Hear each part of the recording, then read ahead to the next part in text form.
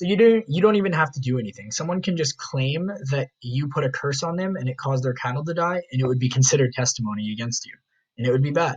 The next is spectral evidence. Now, to understand why spectral evidence was used, one must understand that, again, as ushistory.org says, Puritans believed that Satan could not take the form of an unwilling person. Therefore, if anyone saw a ghost or spirit in the form of the accused, the person in question must be a witch.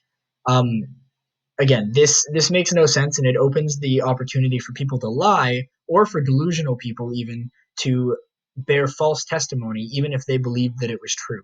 It's just simply something that you can't prove, and so it should not have been allowed in court. The fifth and final one was confession. Now, the court made a huge oversight here because the punishment for being a convicted witch was death by hanging.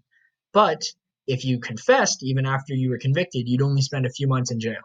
This creates the obvious escape route for most people to just confess to their sins, spend a few months in jail, and then they're perfectly fine. So confessions are essentially useless in this case. They don't prove anything. It's just people looking out for their best interest. Questioning the court was also quite risky.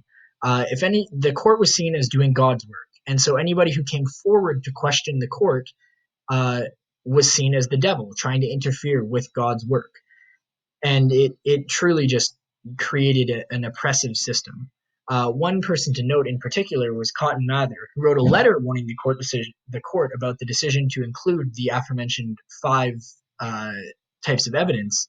But at the end, he almost recounted. He said that regardless of his opinions, that they were doing great work and they should put every effort possible towards apprehending witches. And it made the court just not take his message seriously when he was a notable figure and he could have potentially changed their mind. Now, the fourth major factor that went towards the Salem witch trials is obviously religion. Religion was used over logic quite often in the court system, and it was a big problem. The town of Salem was deeply religious, and Schiff characterizes this perfectly by saying, "A visitor exaggerated when he reported that New Englanders could neither drive a bargain nor make a jest without a text of scripture at the end on it, but he was not far off." It really just shows how deeply they felt about religion. It was their livelihood. It was everything. Uh, and then we have a second quote here.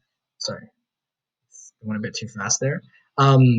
In terms of religion, there was also a reverend at the time, Reverend Paris. He was the first minister of Salem, and he was a pillar of his community.